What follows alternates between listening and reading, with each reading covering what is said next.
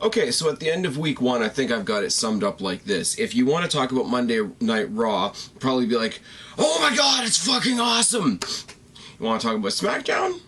It's more like, oh, okay, cool. What's going on, everybody? It's your buddy, it's your pal Spaz Phoenix, your YWC reality check here with your July 26th Tuesday night SmackDown review, because I'm not gonna call it SmackDown Live. Oh, no, no, no. On the pre-show, which again didn't have very much on it, which again had Stamford, Lita, and Lawler on it, we found out we're going to get a #1 contender named tonight from Shane McMahon's Twitter. We see video packages for Mojo Rawley and Alexa Bliss, which makes me happy. We're going to get a rematch from Battleground with Becky Lynch and Natalya, and Miz TV is going to have a mystery guest that's going to be a former WWE champion. The show starts up, it's got a new look, much like Raw, a little bit different. Commentators are still in the typical commentator spot, but Daniel Bryan and Shane start their promo in the back and take them and the camera right out to the ring, which is fucking great. Starts Daniel Bryan's music, which you knew was going to happen, and then you see the new entrance, the new intro rather. It's the same as Raw, really. The new music, the new video package, all that sort of thing. It's funny to see in the opening package for SmackDown, all the ones that they just updated from NXT is glaringly yellow because all of their footage is from NXT. And they got a lot more NXT superstars than Raw did. Raw won with Finn Balor and definitely lost with Nia Jax. Oh, yes. Welcome us to the show. They announced that September 11th is going to be Backlash. It's going to be the first SmackDown-specific pay-per-view on the WWE Network. They congratulate and introduce Dean Ambrose, who successfully retained the WWE Championship at Battleground. A couple of people slipped up tonight and called it the WWE World Heavyweight title, but I think that's going to go over time. They addressed the obvious, the elephant in the room. Who's the new #1 contender? Who's going to face Dean Ambrose at SummerSlam? There's going to be a six-pack... Sorry. There's going to be a six-pack challenge tonight for the #1 contendership to Dean Ambrose's championship. And so tonight it's going to be established what SmackDown is going to bring to the table to counter Raw's Rollins versus Balor. That's a steep ambition to try to match Rollins versus Balor. But in the six-pack challenge, there's going to be Cena, Wyatt, Ziggler, Corbin, Styles, and a sixth person that's going to be decided in the Battle Royal right now. So we have a Battle Royal, and there's not very many notes you can take in a Battle Royal. This one wasn't particularly good, I'm not going to lie. Again, it's that scenario where there's a lot of tag teams and a lot of people of really low-card talent. And when you consider what's at stake, you pretty much know there's a small handful of people that could win this. Obviously, because it's Kane, and Kane's record in Battle Royals and Royal Rumbles that has only been superseded by Roman Reigns, who is on Raw. Kane's obviously going to be a powerhouse in this. I really thought you would see Braun Strowman make a bigger effort because, you know, he's going to go back up Bray Wyatt. That's what everybody's assuming. But all I've got is the eliminations. I'm sorry, but that's... For a Battle Royal, that's really all I can do because it's just a mess. Kane tosses out both members of the Ascension, which makes me laugh. Breezango will eliminate one of the Usos. The other Uso, I don't know when he got eliminated because I don't have it written down. English is tossed out during the break by God knows who. Mojo Rawley tosses out Eric Rowan. Alberto Del Rio tosses out Mojo. Ryder and Cruz eliminate Alberto Del Rio. Kane tosses out both members of Breezango. Kane tosses Kalisto. Kane tosses Ryder. And then Apollo Crews tosses out Kane, getting the win. So it's going to be Cena, Wyatt, Ziggler, Corbin, Styles, and Cruz in your main event. Tonight, we get a video package. Oh, and fuck yes. Lots and lots of rumors. I actually did a video a little while ago. Rumored returns. Rah. Shelton Benjamin is coming back. One half of Team Angle, one half of the world's greatest tag team, which is kind of funny because SmackDown is where American Alpha landed, so you gotta wonder if they're going to do something along the lines of that. But Shelton Benjamin is coming soon. Really just... brief highlight package. A lot of the highlight package is what he did in the preliminary Money in the Bank ladder matches the first couple of years when they actually happened at WrestleMania, because he really was one of the human highlight reels of those matches in their early days when they were a little more special, let's be real. But that's exciting, and not the only return we're going to see. we're going to hear about tonight. Becky Lynch versus Natalya was good. I shit on Natalya because she's not relevant. But it doesn't mean that she doesn't bring her abilities to the ring with her. And people were complaining that, you know, this is the first SmackDown Live and we're already getting rematches. Well, yes. Hate to tell you, after Backlash, I already forgot the name. After Backlash, I'm sure there'll be a rematch after that too. Rematches are not going to go away. In fact, with the rosters being smaller, you're probably going to get more. They're just going to be more interesting and they're going to get more time. Collar and elbow tie up and a head scissor and a snapmare by Becky. Headlock by Natty and a knockdown and a boot by Becky. Takedown by Natty, a slam and a surfboard stretch transitioned into a headlock. Arm drags and clotheslines by Becky and a back elbow. Leg sweep off the top rope by Natty. Becky's going up to the top rope for a top rope something. Sweeps her leg out, but she does it in such a way. We've seen it before. A lot of the indie guys do it where you sweep. Not only do you come off the top rope, but you bash your head backwards on the turnbuckle. Always a nice spot. Always a good high point in the match, especially if you want to go to commercial break. Coming back from commercial break, we've got an abdominal stretch from Natty and a hip toss by Becky and a back elbow. Forearms, uppercuts, and a corner splash by Becky, followed by an enziguri. Top rope leg drop by Becky, which they call the Dublin something or other. I don't know. It's like the Dublin drop or something along those lines. I don't remember. To be perfectly honest with you, back suplex by Natty. A long chain wrestling sequence is capped off with a big clothesline by Natty. The big discus clothesline like her dad used to do. Sharpshooter is almost predictably countered into the disarmer and Becky gets the obvious win. Now here's where my heart flies and breaks all at the same time. Alexa Bliss comes out, cuts her first promo on SmackDown, and it's fucking glorious. And I think I'm going to get the match that I want at SummerSlam. It's going to be Becky Lynch versus Alexa Bliss. And who could spoil this moment? Who can come and just take the women's division of SmackDown from the penthouse to the outhouse? That's right, the return of Naomi, who gives us a lot of, oh no, you didn't!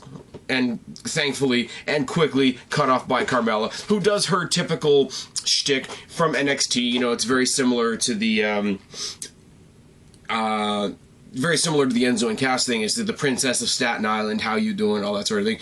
Eva Marie comes out, but her entrance music is dubbed over with this low voice that I could only make out some of what he said. Big, like Hollywood type of entrance, and you see Eva Marie just standing there, tits popping, and that ends the segment. And it's just like, I could do without Naomi. I could do without Eva Marie. Carmella is making strides. I'm going to give her credit and the benefit of the doubt, but you got Alexa Bliss, you got Becky Lynch, you got Carmella, you got Natty, who serves her purpose, I guess. You don't fucking need Naomi in there. You just don't. I'm going to go back to playing my game that I used to play. Let's give Naomi a chance. You know, botchy, stupid dancing, because that's hard. You know, sloppy leg drops and humping the turnbuckle like it's giving you money, because that's hard. That's coming. Oh yes, Miz TV.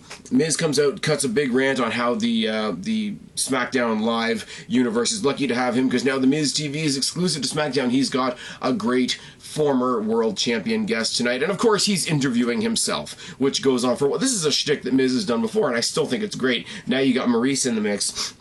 He's interviewing himself and his wife. It's cool. Orton comes out, mocks the Miz for being great at playing with himself, which is fine. Reminds everybody he's a legend killer at SummerSlam. He's going to kill the legend of Brock Lesnar, the one in 23-1. And then he calls out the Miz, calls out the Miz, asks Miz and Maurice who's pitching and who's receiving, which isn't exactly PG. Maurice grabs the microphone and accepts on behalf of her husband, the Miz. And I think that Miz is going to get buried. He's going to get squashed. He's going to get jobbed out. He's going to get the Cena treatment from Randy Orton. But it's not exactly like that. Orton versus The Miz. Miz bails to start the match. Comes back in, boots and punches by The Miz, who tosses Orton out of the ring. Mudhole stomp against the rail by The Miz, and Orton eats a guardrail. Again, running boot by The Miz in a mudhole in the ring. They trade punches on the outside. Orton eats the steps, and then the rail again.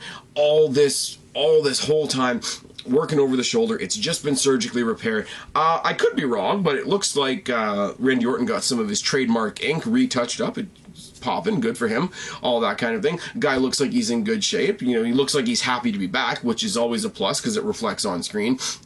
But after all the psychology, after all the working over the midsection and the shoulder and the selling that Orton does, that's really good, back in the ring, RKO out of nowhere. And here's where you get the thing. You get a long, long, long pause. It's almost uncomfortable the way Orton's just stomping around, walking a circle, just, you know, pacing around his opponent until Miz gets up to eat another RKO so that Randy Orton gets the win. Now, there's two sides to this. I'm happy to see Randy Orton back. Miz is my boy. I love the beginning of this match where Miz, who has to be looked at as an underdog in this match, not only works over Orton's shoulder, which is an obvious target, but does some cool ring psychology. There wasn't a whole lot of interference by Maurice. Actually, cool, decent time for Miz to show what he can do. But there's no way that Orton's going to lose any matches that he's in between now and SummerSlam because he's facing Brock Lesnar. And in that match, he has to be seen as the underdog because Brock Lesnar is fucking Brock Lesnar. Does it kind of suck that we're building Randy Orton on the back of my boy The Miz? Kinda. Does it kind of suck that we're building Randy Orton on the back of the Intercontinental Champion? Kinda, but at the same time, I get it. They're building to a much bigger thing. What Randy Orton is doing at SummerSlam is bigger than the Intercontinental Championship, and obviously bigger than my boy The Miz. But there is a funny thing that I have to say here. Much like, in theory, Finn Balor should be the #1 contender for Rusev's US title based on what happened on Raw, and that pin, in theory, despite going to face Brock Lesnar at SummerSlam, Randy Orton should be the #1 contender for the Intercontinental Championship. Should he not? He's beaten the Intercontinental Champion clean and very convincingly. And at this point in the game, much like Cena when he did the US title run with the mid-card and all that sort of thing, after the Brock Lesnar stuff is all said and done and over with, I wouldn't mind seeing Randy Orton take the belt off The Miz. It would kind of be a little bit of reciprocation, because we do know I loved the time around WrestleMania 27 when The Miz was the WWE Champion going in against John Cena. Now, he was buried by John Cena and The Rock in that main event, but he was in the main event. He was facing John Cena for the WWE Champion, defending his WWE Championship. The precursor to that is he took that belt off of Randy Orton. So if Randy Orton comes back after being away 9 months and was to take the Intercontinental Championship off of The Miz, it would be kind of like Marty Jannetty putting Shawn Michaels through a window, would it not? Just putting that one out there. We see a video package for American Alpha, really, really well done. We announced that they're going to debut next week. We go back to the commentators who hype the shit out of American Alpha, and deservedly so. Slater. Heath Slater. Oh, yes. There's a jobber in the ring. We're getting ready for some kind of match. Slater comes out of the crowd, boots the jobber out of the ring. We don't find out who he is. It doesn't matter. He rants about the draft. He rants about not being signed. He's, you know, the #1 guy.